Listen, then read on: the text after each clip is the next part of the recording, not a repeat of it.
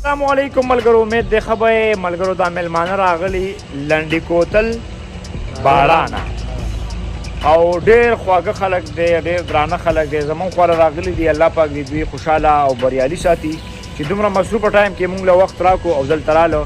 د دوی د یوټیوب چینل هم دی، فیسبوک پیج هم دی او د ټیک ټاک دی هم دی. ټیک ټاک یې څنګه ټیک ټاک دی، ټیک ټاک نو ټیک ټاک هم ولا پالو کې یوټیوب ولا خامخا سبسکرایب کوي. کم سړی چې مهنت کوي نو موږ له پکار دي چې هغه سپورټ کړو. داسې یو فیسبوک پیج هم دی نو هغه مولا مخ په وړاندې بوځئ. مچه خدای دې تباه او برباد کړه. مچ وروسته راشه که نه چې اوس په دې تندي باندې کښېنې. نو ملګرو خفه نه شئ، مچ خلل پیدا کړو. نو دا ملګري را سره ولاړ دي، خامخا یې سپورټ کوي. زمونږ فل سپورټ به تاسو سره انشاءالله در سره وي. محنت کوئ، کوشش کوئ چې داسې کنټینټ جوړوئ چې د معاشرې اصلاحي پکې او یو ښه میسج پکې وي او د خلکو په مخونو خندا. عمره ولی صاحب صاحب ته مو ته شپږو خبرې وکړه. ویډیوګانې ما وکړې، ډېر ښکلې ویډیوګانې جوړوي، معاشرې دپاره لګیا دي، ښه قدم یې چوت کړی. دوی سره لازمي سپورټ کوي، لایک وله ورکوي، شیرینګ وله وکړئ. خپلوان دې بوځئ، محنت ډېر زیات کوي، ډېر ښه ګروپ دی. نو به زموږ دغه ریکویسټ دی چې فالو لایک وکړي. ټیک ده. او کاکا ته خو پکې څه نه وی که نه؟ نه بس الله دې ووایه 2.5 سکنډه خبرې وکړه کاکا. بالکل زمونږ ډېر عزت وکړو، ډېر خدمت یې زمونږ کو. الله دې ډېر بریالي او خوشحاله او آباد ساتي او ښه کورنۍ ده او ښه خلک دي. الله دې ډېر خوشحاله. الله ستا سترګې ښکلې دي که نه کاکا؟ ملګري ډېره مننه، ډېره شکریه. دغه لا راغلي او ډېر عزت خدمت یې مو وکړو. ډېره مهرباني.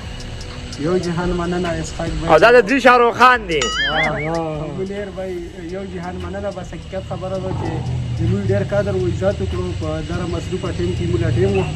یو جهان مننه. ښه بل خو خفه ولاړ دی. ای خوشي شه، شرمېږي. ستا بوني وم. ښه دا یو خورکۍ موږ سره نه رښتیا ورور موږ سره شرمېږي. نو د سره به خیره بیا خبرې وکړو. دا نو یو پېره بیا یو جهان مننه ملګرو، یو پېره بیا ریکویسټ کوم زما دپاره ما انفالو کوي خو جنون افریدي دوی فالو کوي. د ده مثال نه دی، د ده مثال هغه زمونږ سره یو کوترې و نو هغه به کور کې هسې چرګانو ته هم خوله ور اچوله. خلک به هم د خپې نیوه چې بار به ما سره چېرته لاړې چې ته چا به راڅه خبرې کوي چې د ټانټې نه شاته شي. مثال هغه دی. هلته دومره ګړېږي، دونه ګڼېږي او دلته غلی ولاړ دی، خبره نه شي کولی.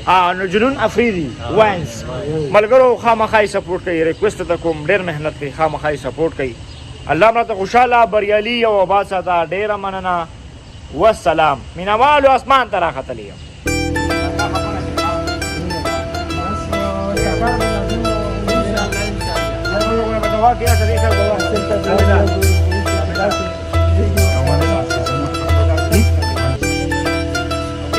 خبرې کوه